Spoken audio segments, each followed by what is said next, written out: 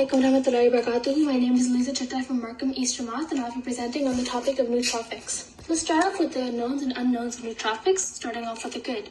There are many types of nootropics, however, racetam is the most diverse and often the most effective.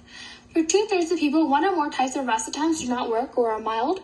However, for 1/3 of people, racetams are actually highly effective. And receptiveness is based on individual brain chemistry and cannot be altered. So you might have to think around and see which one works for you. In extremely rare cases, people do not respond to any of the racetams. However, this is extremely rare. Let's see how they enhance cognitive processes. Racetams are like amphetamines, but the mechanism that they use to create the effect is different. They last longer, and there's no rebound to subnormal neural efficiency.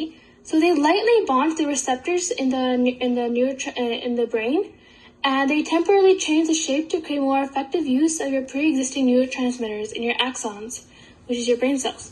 Nothing is irreversibly changed in your body, and there is no unwanted effects by their breakdown, byproducts, or metabolites.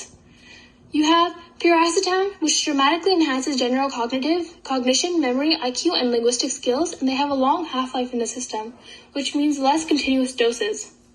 You have aniracetam, which is fast-acting. This racetam has the best stimulates memory, IQ, and creativity, but it has mild anxiolytic effects. So you have some over here. You have the chemical makeup of the drugs. So you have piracetam, oxiracetam, amiracetam, primiracetam, continued.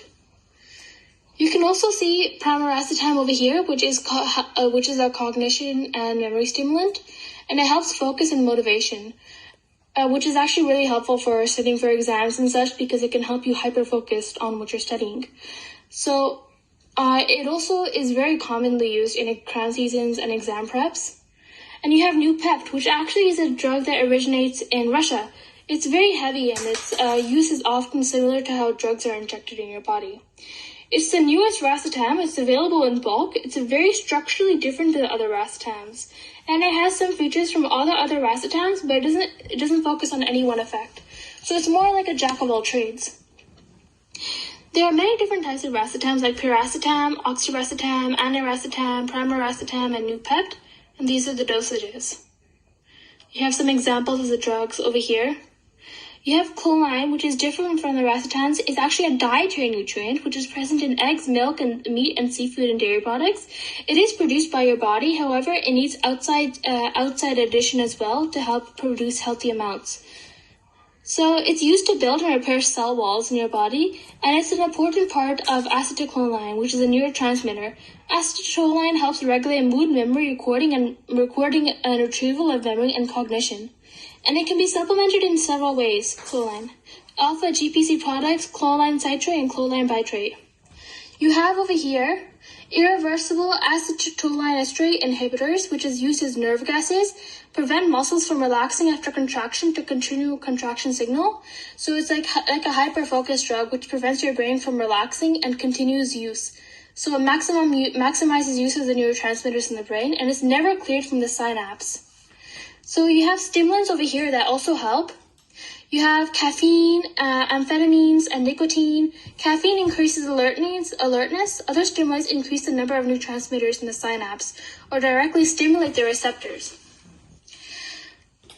There are many other examples as well. However, let's look at what we do not know about these.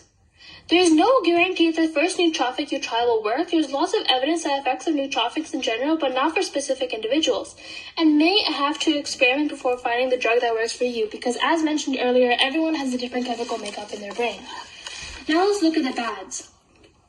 They can cause adverse effects, like for racetams or headaches for individuals who are choline deficient, increased urine odor since racetams are filtered to the kidneys, and very bitter and hard to wash. Primaracetams can take up to 6 weeks of daily doses before effects are fully apparent, which can be detrimental because you still have to look around and see which one works for you. And you have oxiracetam, which can take 2 weeks for effects to fully manifest and very little memory enhancement. And you have aniracetam. Effects do not last long. General effectiveness is 6 to 7 hours. It continues downward, and there's also a fact that nootropics are not a very generally looked in topic, so it's very hard to see to determine because the topic is very underdeveloped. Over here you can see a map of choline, which this causes poor memory, headaches. They must be sufficient, the drug will not work. You can see a graph on how it works. So there's many negatives as well. You can see the effects of nootropics. The use of cognitive enhancers in some cases are ethical. Nootropics are legal in many countries, and they're prescribed by medicine practitioners, and they have been proven to be safe, and there's no side effects currently discovered. However, we still have to do a lot more research. In other cases, like when they're used as dietary supplements, nootropics are not ethical because they can be considered cheating, and dietary supplements are during tests and such. Dietary supplements are regulated differently than prescribed drugs, and dietary supplements do not require clearance before being sold. So they can be contaminated or misbranded. There are many other issues as well. So what schools can do about this? Schools should take action because there's a lot of unknown about this